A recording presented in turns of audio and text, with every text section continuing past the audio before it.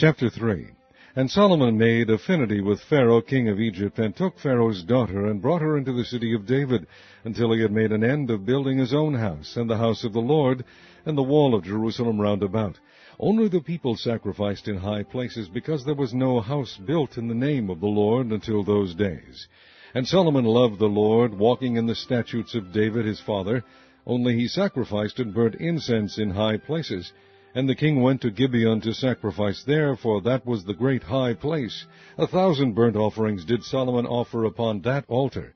In Gibeon the Lord appeared to Solomon in a dream by night, and God said, Ask what I shall give thee. And Solomon said, Thou hast shewed unto thy servant David my father great mercy, according as he walked before thee in truth, and in righteousness, and in uprightness of heart with thee. And thou hast kept for him this great kindness, that thou hast given him a son to sit on his throne, as it is this day. And now, O Lord my God, thou hast made thy servant king instead of David my father, and I am but a little child, I know not how to go out or come in.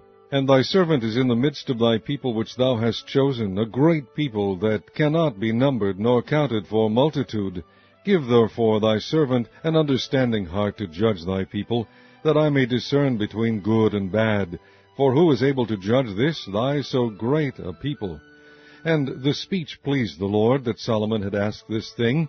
And God said unto him, Because thou hast asked this thing, and hast not asked for thyself long life, neither hast asked riches for thyself, nor hast asked the life of thine enemies, but hast asked for thyself understanding to discern judgment, behold, I have done according to thy words. Lo, I have given thee a wise and an understanding heart, so that there was none like thee before thee, neither after thee shall any rise like unto thee. And I have also given thee that which thou hast not asked, both riches and honor, so that there shall not be any among the kings like unto thee all thy days. And if thou wilt walk in my ways, to keep my statutes and my commandments, as thy father David did walk, then I will lengthen thy days.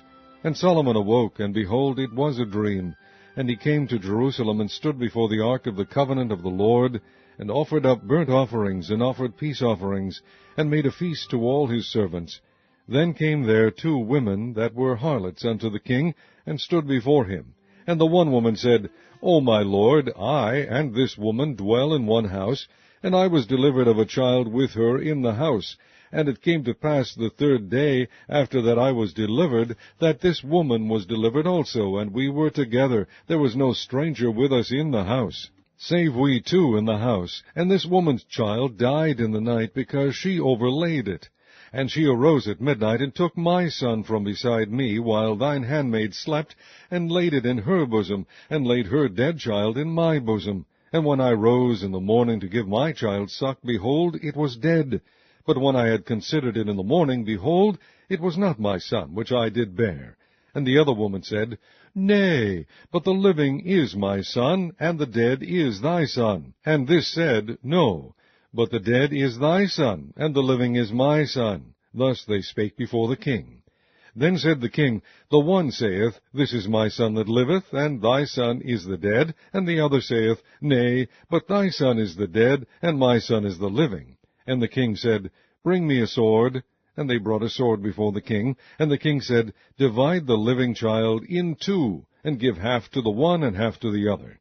Then spake the woman whose the living child was unto the king, for her bowels yearned upon her son, and she said, O my lord, give her the living child, and in no wise slay it. But the other said, Let it be neither mine nor thine, but divide it. Then the king answered and said, Give her the living child, and in no wise slay it. She is the mother thereof. And all Israel heard of the judgment which the king had judged, and they feared the king, for they saw that the wisdom of God was in him, to do judgment.